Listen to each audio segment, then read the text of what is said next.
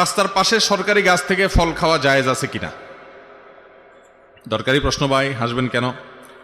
রাস্তার ধারে যে সমস্ত ফল থাকে, ফল গাছ থাকে, এই ফল গাছগুলো যদি বিশেষ কোনো ব্যক্তি মালিকানাধীন ফল না হয়, সরকারি গাছে সরকারি রাস্তায় সরকারি গাছে অনেক সময় ফল হয়, বা অনেক সময় ব্যক্তি মালিকানাধীন হলেও সেটাকে অনেক সময় রাস্তার ধারে এভাবে ওপেন রেখে দেওয়া হয়, এটার ফল এগুলোকে হেফাজত করার জন্য, সেভ করার জন্য, নিরাপদ করার জন্য কোনো আয়োজন থাকে না, ওপেন থাকে। তো বিশেষ করে সরকারি জায়গায়, সরকারি রাস্তার পাশে যে ফলমূল থাকে এগুলো খাওয়া জায়েজ আছে, এগুলো চাইলে কেউ খেতে পারেন। যেহেতু এগুলোকে সংরক্ষণের কোনো ব্যবস্থা করা হয় নাই, এর মানে এটা ওপেন, এটা উন্মুক্ত আছে, এটা চাইলে কেউ খাইতে পারে।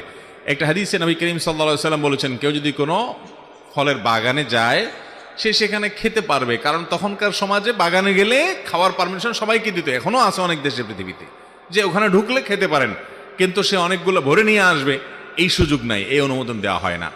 অতএব রাস্তার ধারে এরকম কোনো ফল আছে, এটা সিস্টেমই বলে দিচ্ছে যে এটা কেউ খেলে মালিক কর্তৃপক্ষের কোনো আপত্তির ব্যাপার নাই, অতএব কেউ চাইলে সেখান থেকে